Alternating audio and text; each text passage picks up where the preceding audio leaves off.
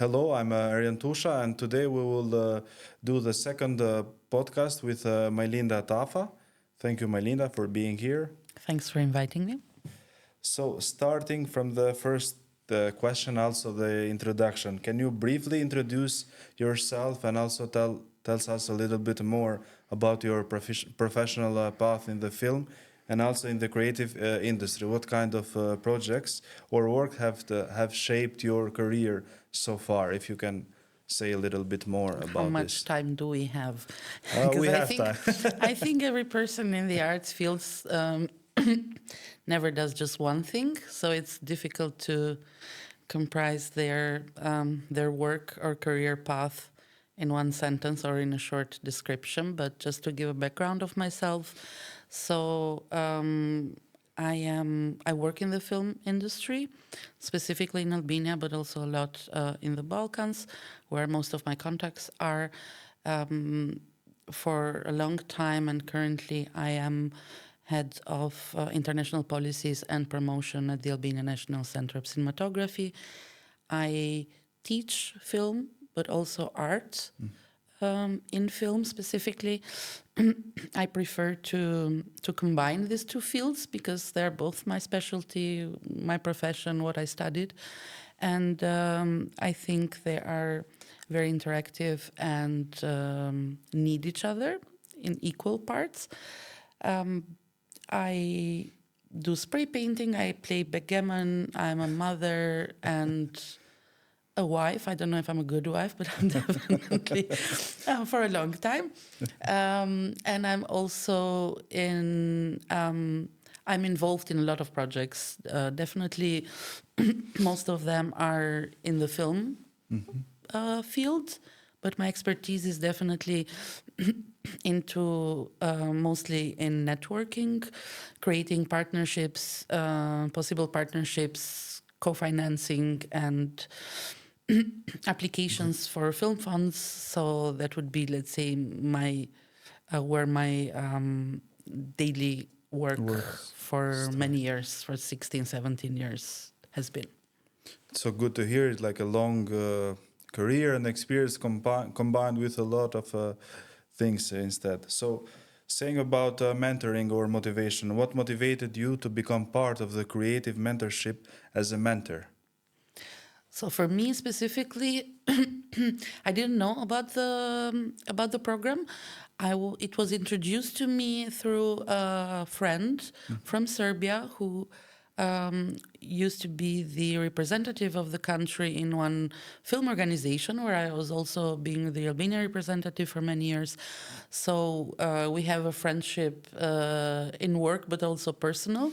And she recommended me actually to the program as a possible mentor. And I think I was the first mentor from Albania, but definitely I got in touch. I hope not the last, and not a single one. But definitely it was word to mouth from a personal connection, and she has been Eva has been also a mentor in this program, I think in the last 2-3 years. So that's why when she was contacted about someone possible from Albania, she immediately reached out to me. Because also of my network, I think even if I could not do it myself at the time, I could recommend somebody else. What interested you more about mentoring young professionals in the creative sector? For me, I think mentoring is part of every career. I think it's very important. I do not believe in people who learn everything by themselves. I mean, of course, I am personally in a lot of areas of my, let's say, of my knowledge and expertise autodidact, which means I am learning, but I'm learning by hearing, by watching other people do, by seeing how things develop. And this is definitely something that you understand as a chain reaction from knowledge being passed as a puzzle from different areas. So personally, I also have, let's say, a soft spot. I think also deriving from my teaching experience, I have a soft spot on young professionals in the arts. So definitely is one of my focuses to keep touch with them, to give them some orientation, to introduce new things to them, because I think it's the most delicate time when they are learning. They're experiencing the knowledge, but also learning how to learn and how to function beyond school when they finish school.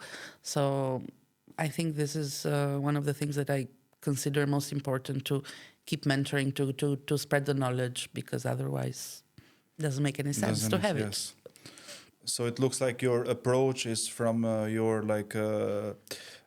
let's say academic career, like you teach, let's say, and this helped you to, let's say, to have a better approach among the younger professionals, let's say. Definitely, but it's also, I think, it stems from that, from my experience as a teacher at the universities in Albania, but definitely is also a personal thing for me, because I would not say it's exclusive to the academic field. I mean, I teach a lot of people also cooking recipes, so I'm not a cook. I love to cook for myself. So I think it's a life approach. It's a lifestyle, but definitely the expertise in fields that don't have many possibilities to get this, let's say, field expertise. It's something that we should pass on, because there is no point of keeping information. I mean, what are you going to do with that if you are not helping others to create something? So what were some of the key topics or challenges that you usually explore with mentees in the programs? So my mentee, as you already know, is Julie, and I had a co-mentorship with someone else from North Macedonia, which is actually a guy who is attempting, he's having his first attempt into the film industry. So I was, let's say, a co-mentor for him in a couple of sessions. But with Julie specifically, it was about how to help develop the project that she already has, diversify it, and make it sustainable in a longer run. So it encompasses, let's say, a lot of aspects of that. So you already mentioned that you mentored Julie, but how do you describe your relationship with her? What were some of the main topics that you worked on together for the cultural platform that she runs? So one of the things for me, it was mostly understanding the level where she's at. So in terms of network, in terms of technical capacities, because I know this is something that she's really keen on in developing also technically the platform, and also what her, let's say, strategy or involvement is in the field. Because I think I, as a person, I cannot create out of thin air. I'm not a creator, but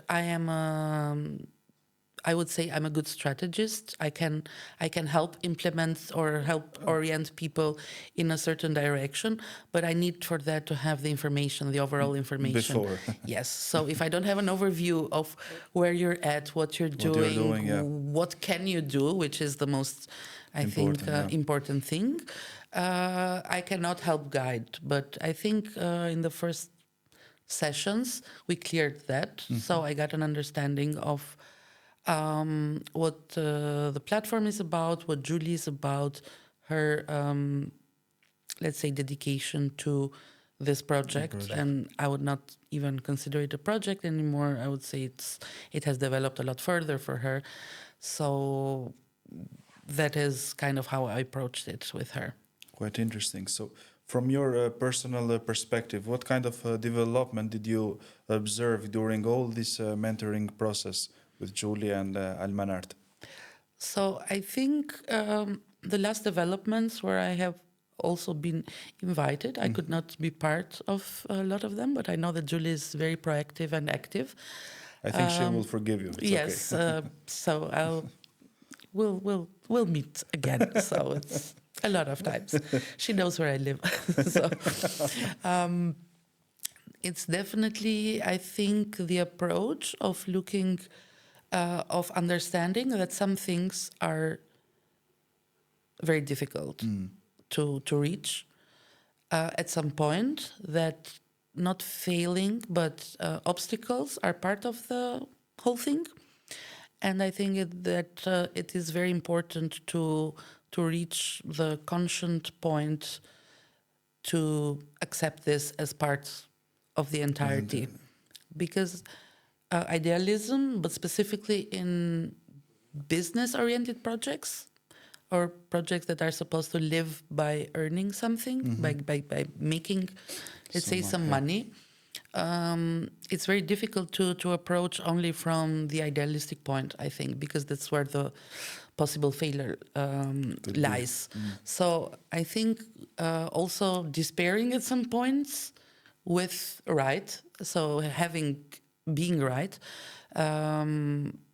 is part of the whole process, and it's part of growing within the business, understanding that, okay, this is a wall that I just cannot beat. It is what it is. I can try whatever I want, but maybe the way is just to go around it, or to start working on a different direction and not just going through the wall. Because I think where a lot of people also lose themselves a lot is the cost of investment. They have invested so much in one specific thing. I'm not saying monetary, but work-wise, so that they refuse to let go. So I think this is also part of the things that we were discussing with Julia, and I'm like telling her, I don't think that it was intentional as a part. I mean, I'm not a psychologue and don't know how to do reverse psychology on people, but I'm very honest that some things, if they don't happen, they just don't happen. But I also believe that you have to be part of a system if you want to really succeed. So you cannot do it from the outside. You have to be in the inside, and that means you have to apply. You have to do things that you don't want to do, and you see that they don't succeed a lot of times. But if you do something 10 times, maybe the 11th time will happen. Will work out. Yes. So in your opinion, what role does mentorship play in the professional development of young cultural professionals? I think teaching by experience is the key thing. I do not know, honestly, of any artists or young professionals that had it very easy, so that had it easy and everything was given to them.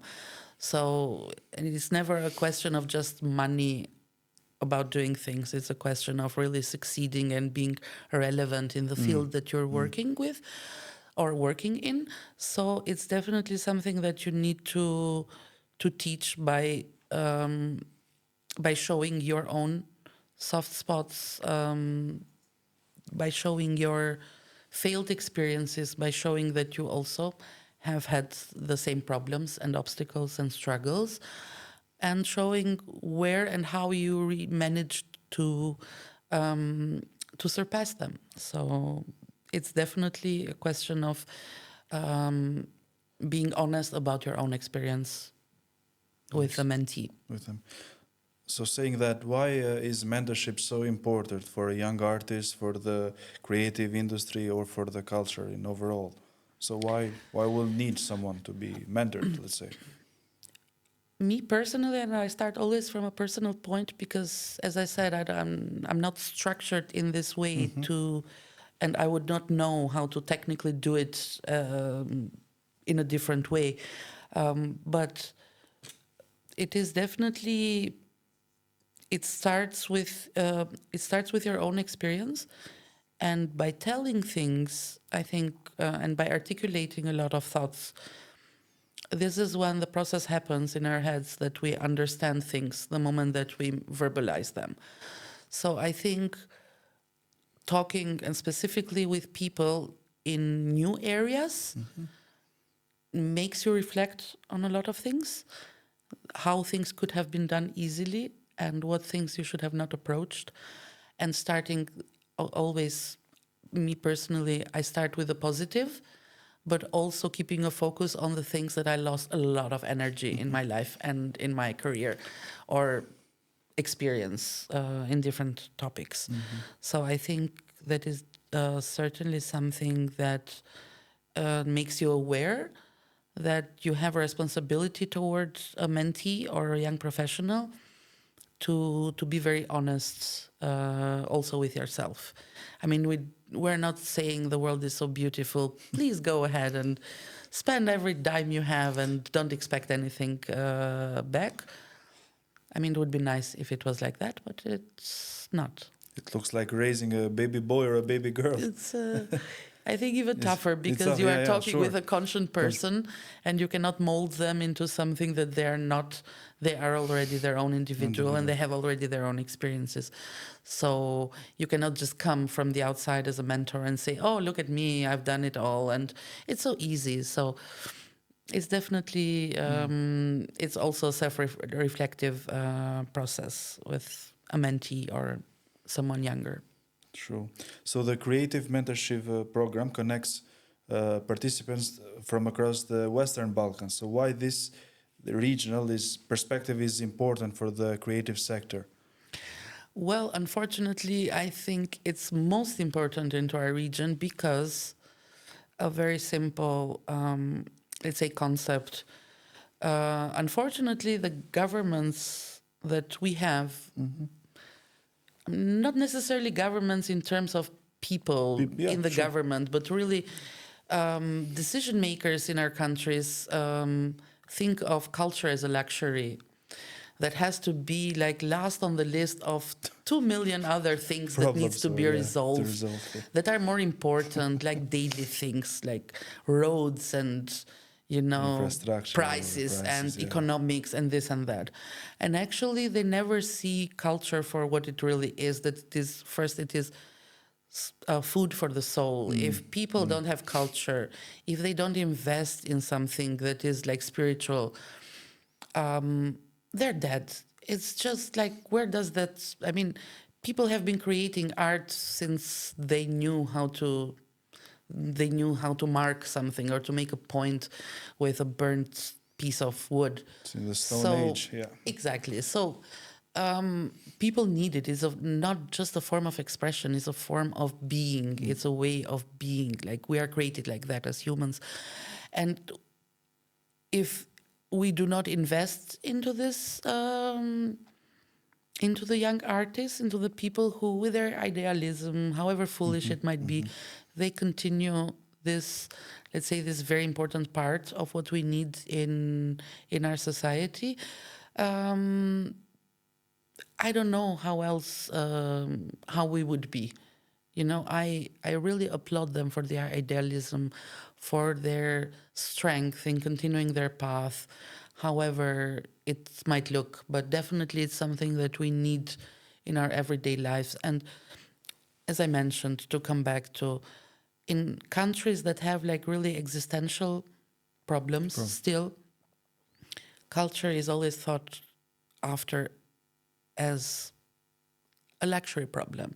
I have tons of stories that I've heard in Albania when people were trying to, let's say, to justify things related to costs and culture, and the responses of officials, with the people who have to sign off these forms or budgets or, and they're like, oh, if you knew how many problems we have. So that's why it is very important that there are, let's say, parallel or adjacent programs that get funded differently, but that are there, that connect these people, that show them everybody has the same struggles, but that things can be done also differently, so that you are not dependent on a certain system that you have in your own country, so that there are people that are alike in other places very close to you, because it's the Western Balkans. We're not so far from each other.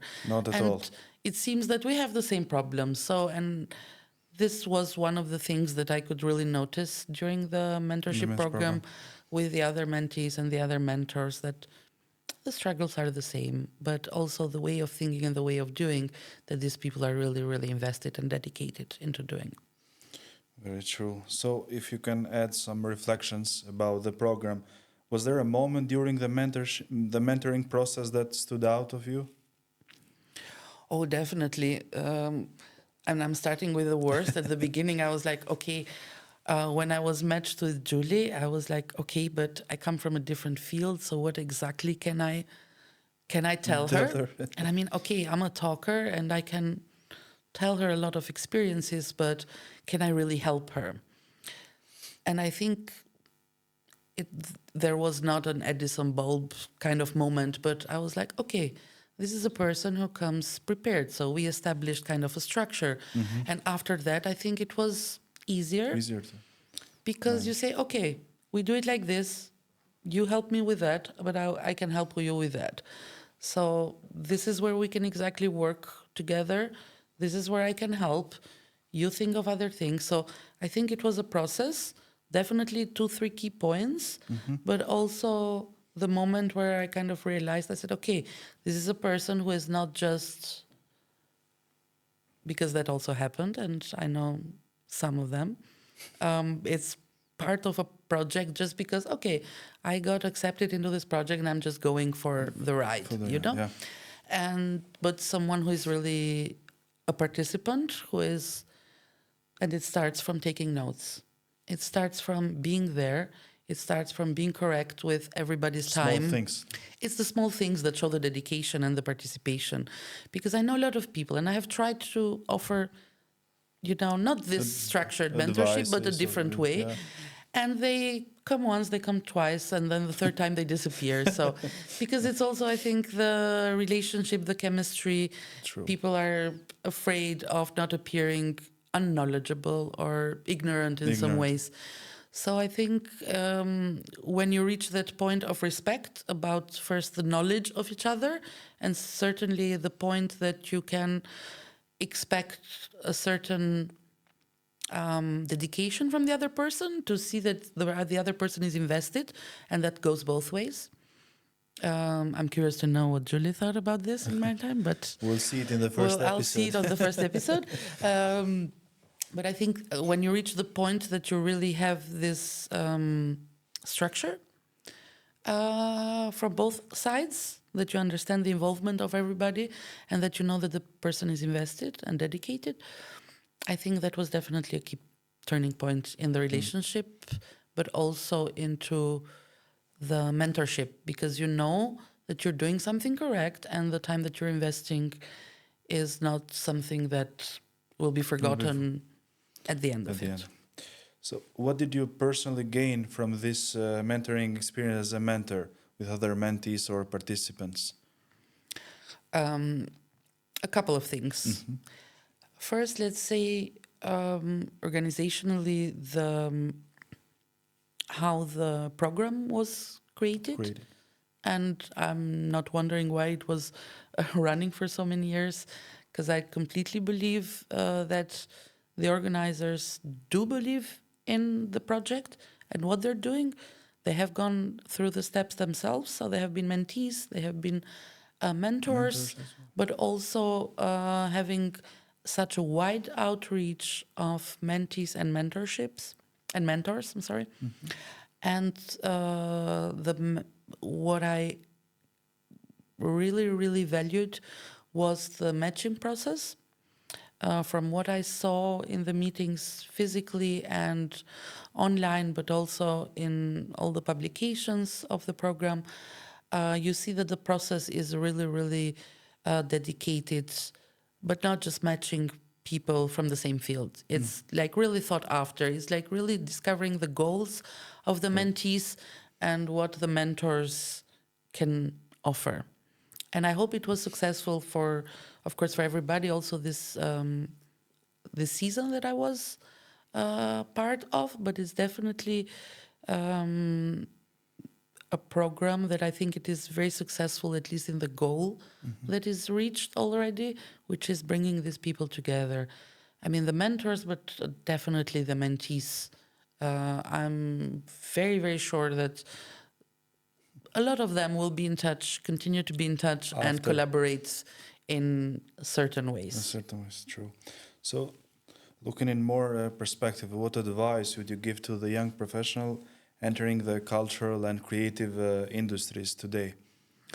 First, apply to Creative Mentorship program because it's amazing for them. Secondly,